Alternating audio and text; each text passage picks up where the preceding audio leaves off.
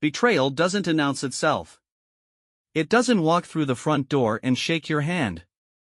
It seeps in through the cracks, quiet and patient, waiting for the perfect moment to strike. And when it does, it's not a clean break, it's a slow, agonizing unraveling of everything you thought was real. I never imagined I'd be one of those men. The ones who find out too late. The ones who look back and realize all the signs were there, hidden in plain sight. But hindsight is a cruel thing.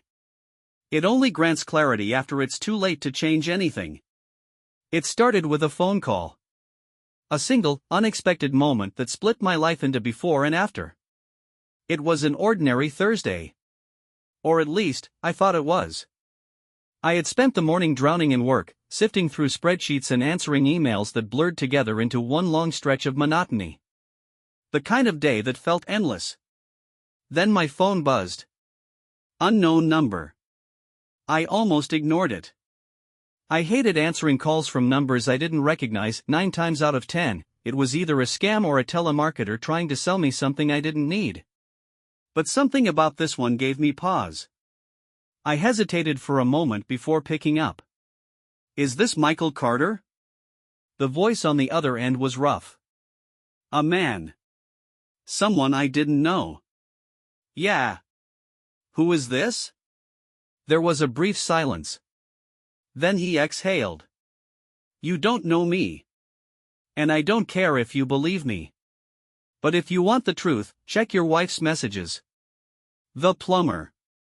And then, just like that, the line went dead. I sat there, phone still pressed to my ear, my mind struggling to process what had just happened. A prank. It had to be a prank. Or some kind of mistake. Emily wouldn't. No. Not her. I put my phone down, shaking my head as I tried to brush off the uneasy feeling creeping through me. My marriage wasn't perfect, no marriage was, but we were solid. Weren't we? But doubt has a way of sinking its claws into you, even when you try to resist it. I tried to go back to work, but I couldn't focus. The words on my screen blurred together, meaningless. My mind kept circling back to the call. The way the man's voice sounded, serious, certain. And then, the worst thought of all, what if he's right? The idea gnawed at me, relentless. I needed to put it to rest. I opened my laptop and pulled up our phone bill. It was something I rarely checked. I paid the bill each month without a second thought, but now, I combed through it with meticulous precision. It didn't take long to find it. A number I didn't recognize. Repeatedly. At all hours. Late at night. Early in the morning. In the middle of the day, when I was at work. A cold weight settled in my chest. I copied the number and ran a search. Riverside Plumbing Services. The plumber. My stomach turned to stone. Memories started flooding back, all at once. 2 weeks ago, Emily had mentioned a plumbing issue in the downstairs bathroom. Nothing major, just a leaky pipe, she said. Something she'd call someone to fix. I hadn't thought twice about it. Why would I? It was a simple household repair. I hadn't even asked when they came by. I tried to remember if she had mentioned when they were coming. If she had seemed different afterward. But I couldn't pinpoint anything. No obvious changes. No red flags. Or maybe I just hadn't been paying attention. I checked my watch. Almost noon. I was supposed to have another meeting in 15 minutes, but there was no way I was sitting through it now. I grabbed my keys, muttered some excuse to my assistant, and walked out of the office. I needed answers. The drive home felt longer than usual. Every red light stretched on for an eternity. The city around me blurred together, cars, buildings, people, all of it irrelevant. My grip on the steering wheel tightened, my mind running through every possibility. Maybe there was an explanation. Maybe this was just some misunderstanding. But the number. The frequency. The late-night calls. Nothing about it looked innocent. By the time I pulled into the driveway, my pulse was pounding. I sat there for a moment, staring at the house that was supposed to be my sanctuary. A place where I felt safe. But now, the walls seemed to hold secrets. I stepped out of the car. The afternoon air was thick with humidity, the sky overcast, pressing down on me like an unseen weight. I walked up to the front door, my heartbeat a steady drum in my ears. I unlocked the door and stepped inside. The house was quiet. Too quiet. Emily was home. I could see her purse on the kitchen counter, her shoes by the door. But there was no sound. No TV, no music. Just silence. I walked through the living room, my senses on high alert. Then I heard it. The sound of running water. From the downstairs bathroom. The same bathroom that had supposedly needed repairs. I moved toward it, every step deliberate. The door was slightly ajar. I pushed it open. And there it was. A memory, frozen in time. The bathroom was spotless. No signs of damage, no leaks. Just a perfectly clean, perfectly normal bathroom.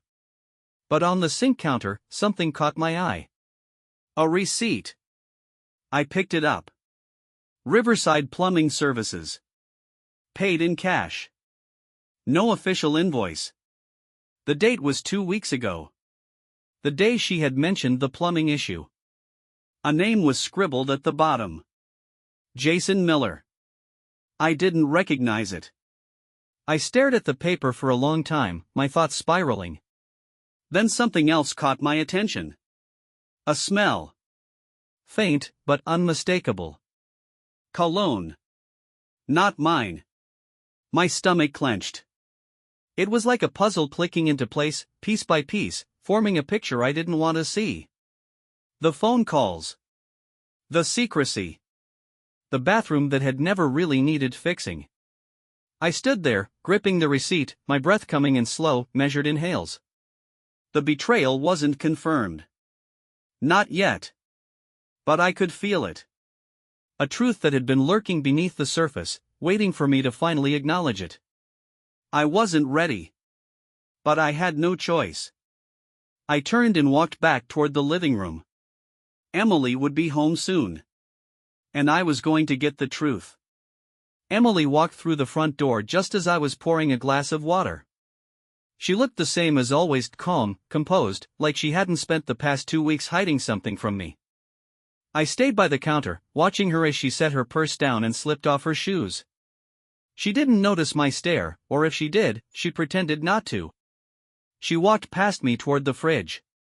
"Hey," she said, opening it. "You're home early." I didn't answer right away. I was still holding the receipt. My fingers pressed against the paper, feeling its texture, as if doing so would somehow make this whole thing less real. I didn't need to wait any longer. There was no more reason to hesitate. "When did the plumber come?" I asked. She froze for just a fraction of a second. Not enough for someone who wasn't looking to notice, but I was looking. She recovered quickly, reaching for a bottle of water and shutting the fridge door. "A couple weeks ago," she said, twisting the cap off. "I told you about it." "You did." I placed the receipt on the counter between us. "But you didn't tell me you paid in cash." She glanced at the paper. "It wasn't that much," she said, her voice even. "I didn't think it was worth mentioning. The bill doesn't show an amount. Just a name." This time, she hesitated a little longer. "So?" I pulled my phone from my pocket and unlocked it. "You've been calling him," I said, turning the screen toward her. I had the call log open, the number displayed clearly. "Texting him. At night. In the morning. While I was at work." Her expression didn't change. That was what unsettled me the most. No immediate denial. No shock or confusion. Just quiet calculation. "That's not what you think," she said finally. "Then tell me what it is." She put the water bottle down and leaned against the counter. "The sink was worse than I thought," she said. "He told me it might cause a bigger problem later. We kept in touch in case I needed him to come back." She was lying. I knew it. She knew it. But she still said it anyway, like it was the easiest thing in the world. I stared at her. In the middle of the night? She sighed, rubbing her temples. Michael, you're being paranoid. Paranoid. That was the word people used when they wanted to make someone doubt themselves. It was the kind of word meant to shift focus, to make me question if I was the problem. But I wasn't the problem. I stepped away from the counter. Where did it happen?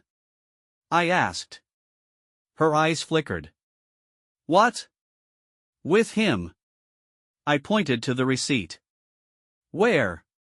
She shook her head. You're being ridiculous. I didn't say anything. I just waited.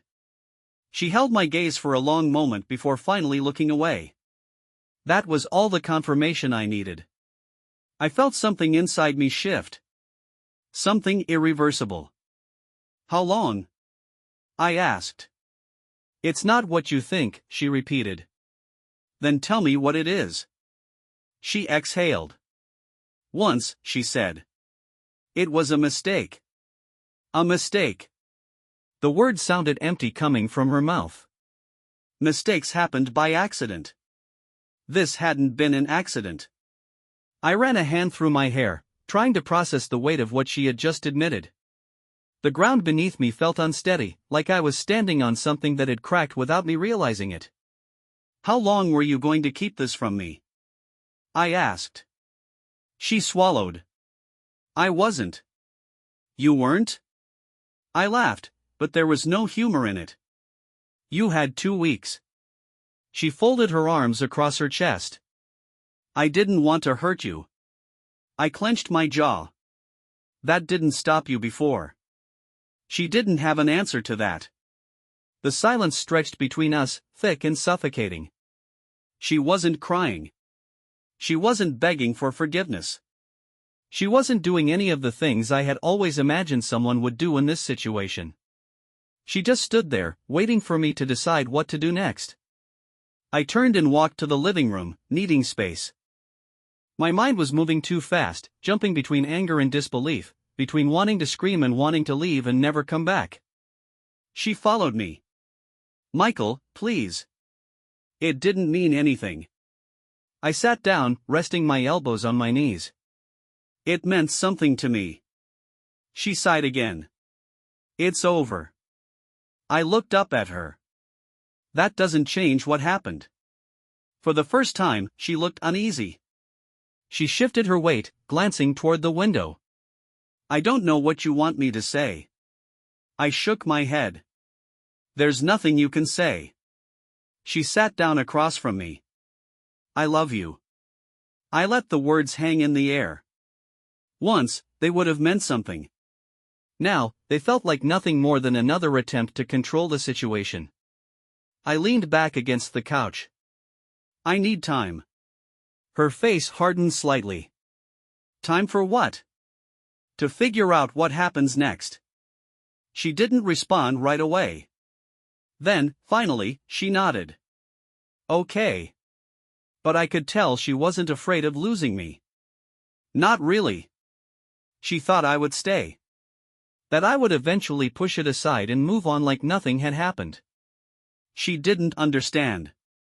This wasn't something I could forget. This wasn't something I could forgive.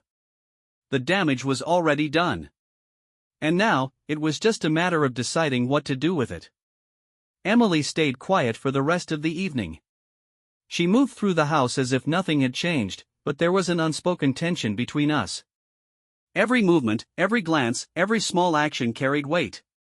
She washed dishes, scrolled through her phone, and acted like we hadn't just torn a hole in our marriage. I sat in the living room, staring at the TV without really watching. My mind ran through everything again and again. The phone calls. The receipt. Her admission. One time, she had said.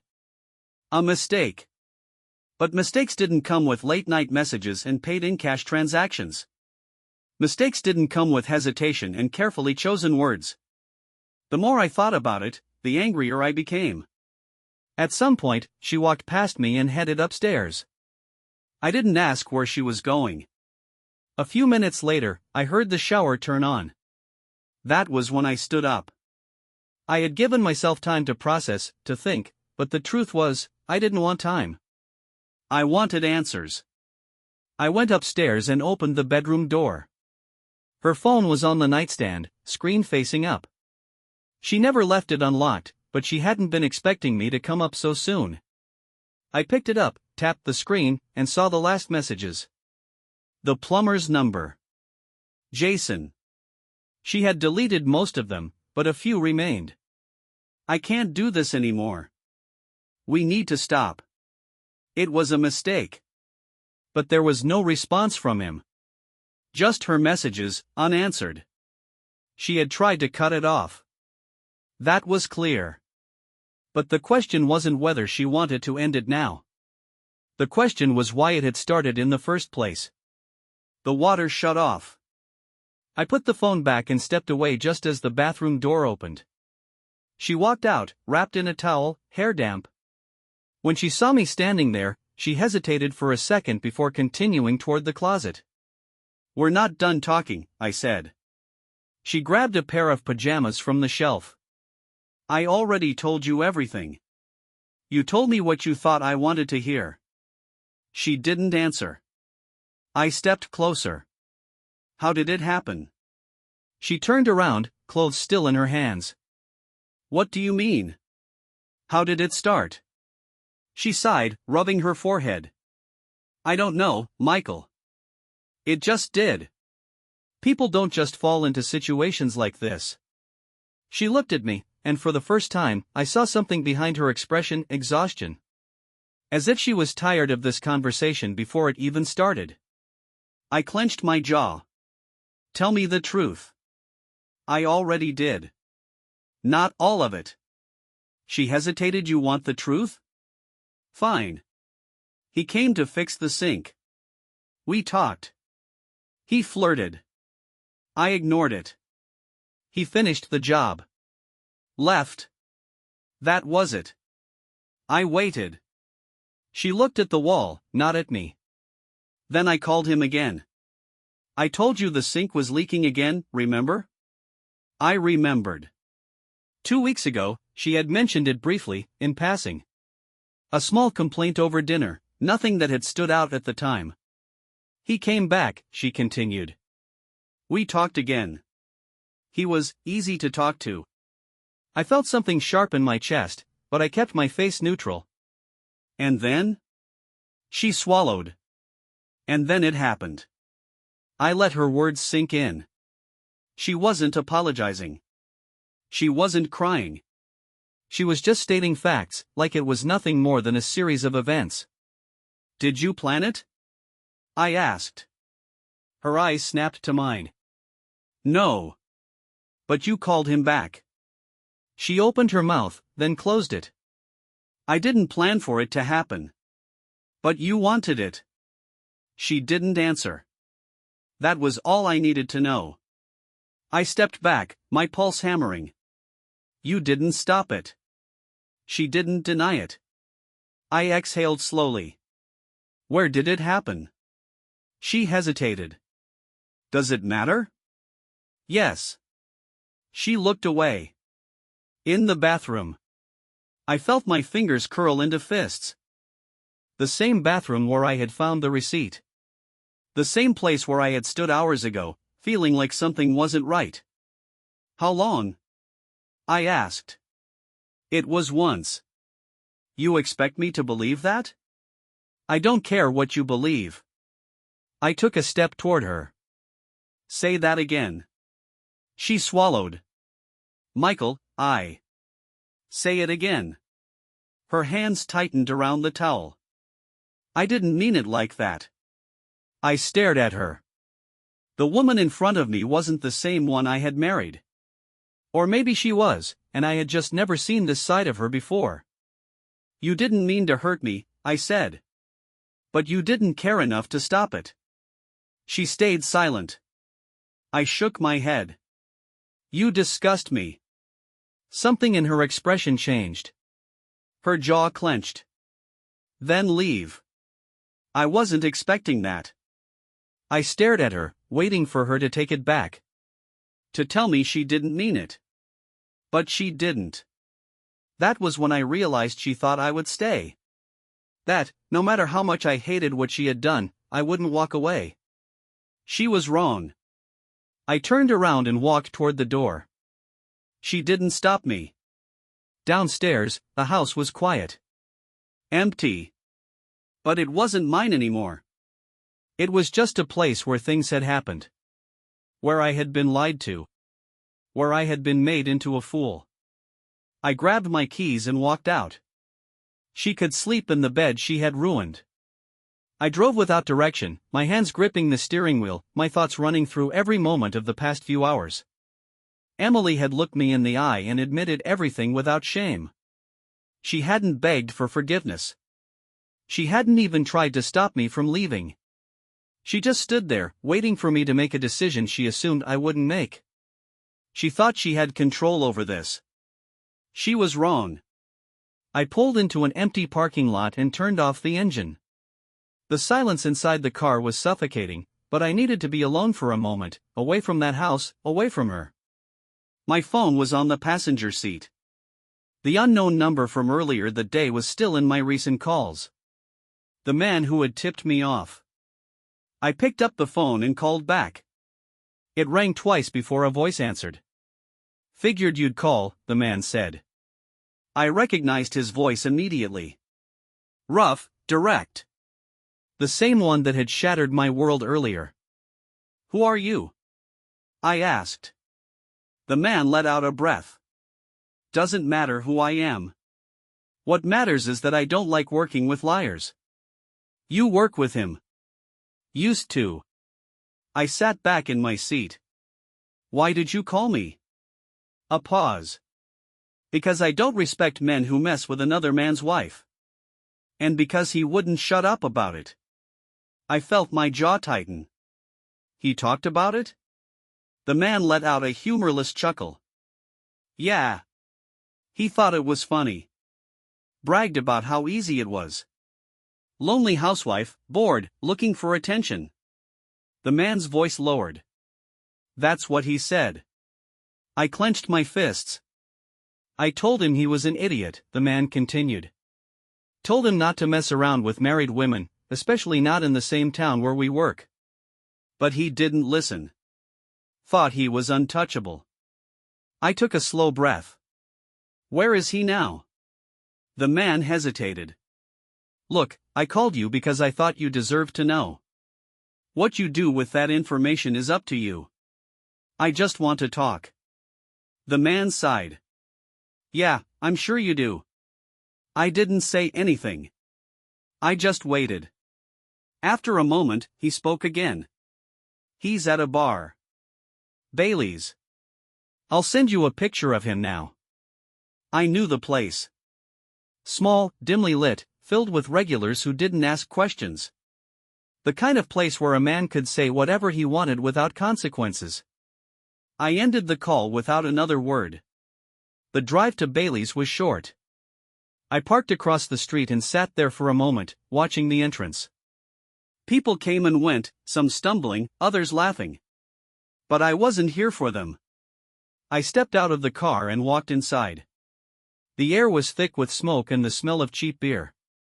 Music played from an old jukebox, barely audible over the voices of the patrons. I scanned the room. Then I saw him. Jason Miller. He was sitting at the bar, drink in hand, laughing with a few other men. His back was to me, but I knew it was him. His posture was relaxed, completely unaware that his night was about to take a turn. I walked up to the bar and took the empty seat beside him. He didn't notice at first. He was too busy talking, too busy enjoying himself. I let him finish whatever joke he was telling before I spoke. "You like messing with another man's wife?" The conversation at the bar stopped. Jason turned his head toward me, his expression shifting from amusement to confusion. He squinted slightly, like he was trying to place me. Then it clicked.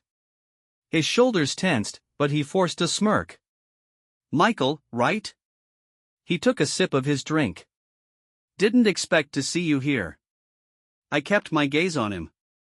I bet you didn't. He exhaled, setting his drink down. Look, man. I don't want trouble. I leaned in slightly. You already found it. The men around him shifted uncomfortably. They weren't part of this.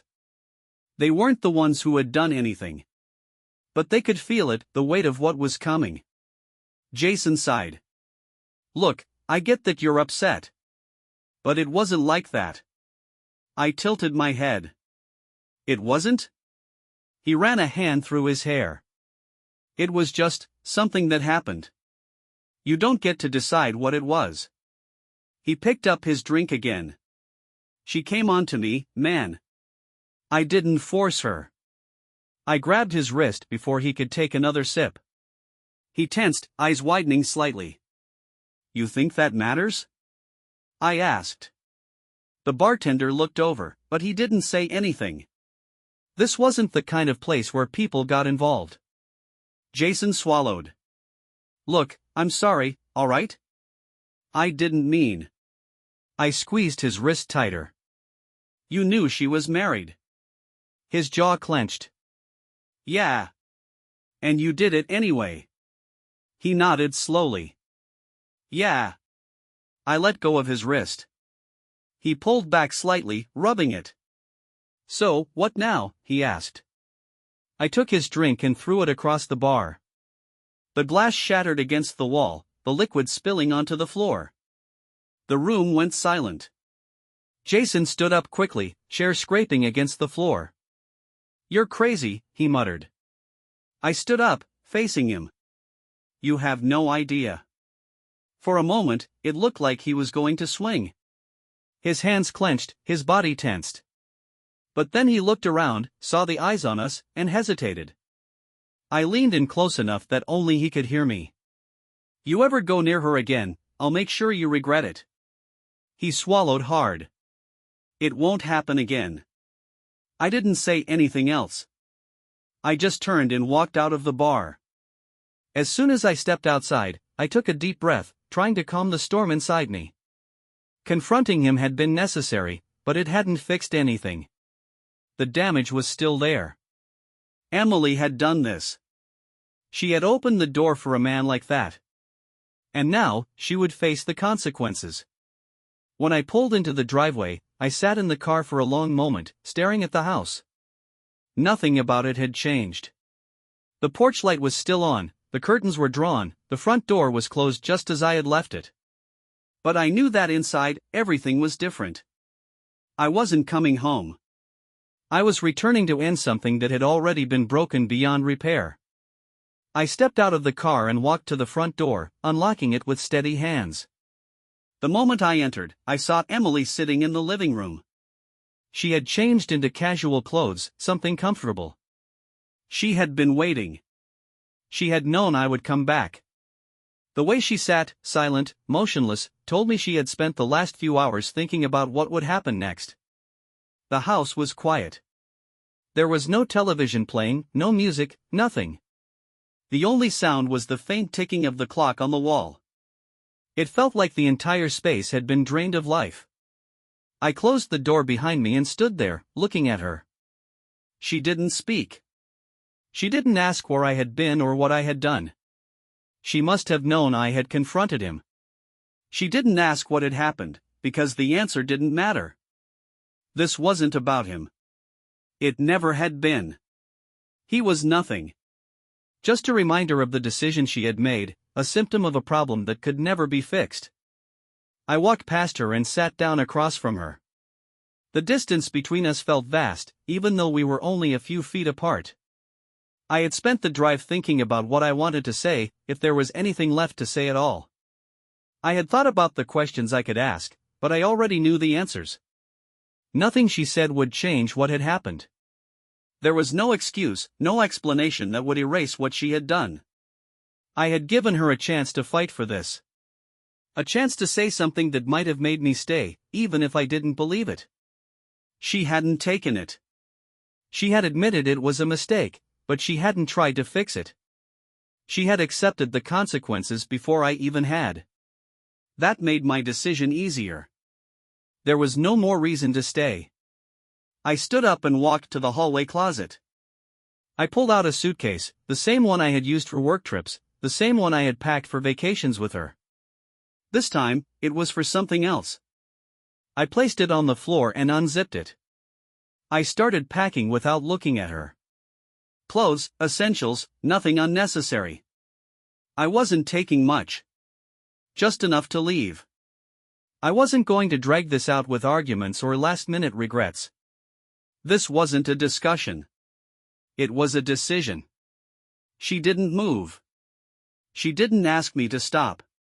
She just watched. When I finished, I zipped up the suitcase and lifted it. It wasn't heavy. I had left most of my things behind, but I didn't care. Those things didn't matter anymore. I walked to the front door and paused.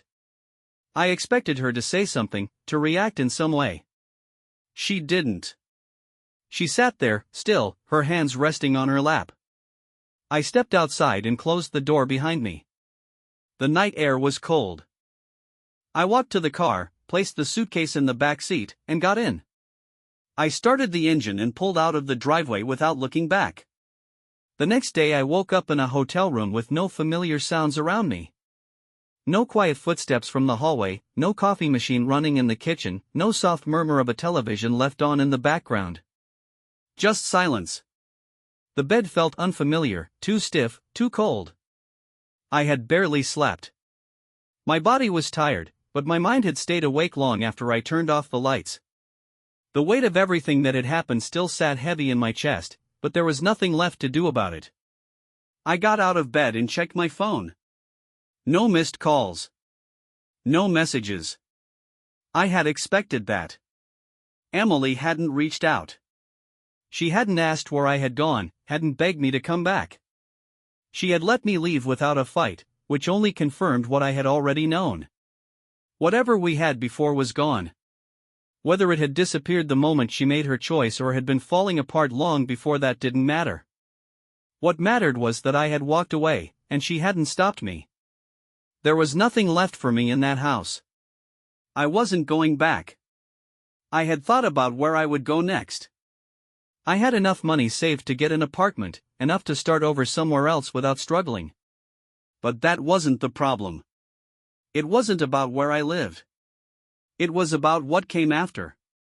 I had spent years thinking my life was settled, thinking I had built something that would last. Now, there was nothing. No plan. No direction. Just an empty schedule that stretched ahead with no clear purpose. I got dressed and left the hotel. I drove without a destination, letting the city pass by while I tried to figure out what to do next. Work was still there. That part of my life hadn't changed. I could go back to the office, sit at my desk, pretend that everything was normal. But I wasn't ready for that yet. I needed something else. Something to fill the time before I had to start pretending I was fine. I stopped at a gym. It wasn't planned. I saw the building, saw the people walking in, and decided I needed something to do. I had never been the kind of person to spend hours in a gym, but I had been here before, a few times, enough to know my way around. I signed up for a membership, changed into workout clothes, and stepped inside. The first few minutes were awkward. I wasn't sure where to start, what to focus on. I picked a treadmill and started running, letting the movement distract me. My body adjusted quickly, falling into a rhythm, and for the first time in days, my mind wasn't consumed by thoughts of Emily, of what she had done, of what I had lost. It was just movement, repetition, something simple and physical that didn't require thinking. I stayed longer than I expected, pushing myself harder than I normally would. When I left, I felt different. Not better, not healed, but at least like I had done something other than sit alone with my thoughts. It was enough for now. The next few days followed the same pattern. I didn't go back to the house. I found an apartment and signed a lease without hesitation. A small place, nothing special, but it was mine. I bought only what I needed, avoiding anything that reminded me of my old life. I kept things simple. Work, gym, sleep. That was enough for now. Emily never reached out. I didn't expect her to. We had made our decisions, and there was no point in reopening something that couldn't be fixed. I didn't check her social media, didn't ask about her, didn't try to find out if she had moved on or if she regretted anything. It didn't matter anymore. I focused on myself. I worked harder. I trained harder. I didn't tell anyone at the office what had happened, but they must have noticed the change. I stayed later, took on extra projects, avoided unnecessary conversations. People asked if I was okay, and I told them I was fine. That was enough to stop the questions. Months passed. The pain didn't go away overnight. It didn't disappear just because I filled my time with other things. But it faded, slowly, until it became something I could carry without it weighing me down. I had accepted it. I had learned from it. And I had moved forward. There was no need to look back.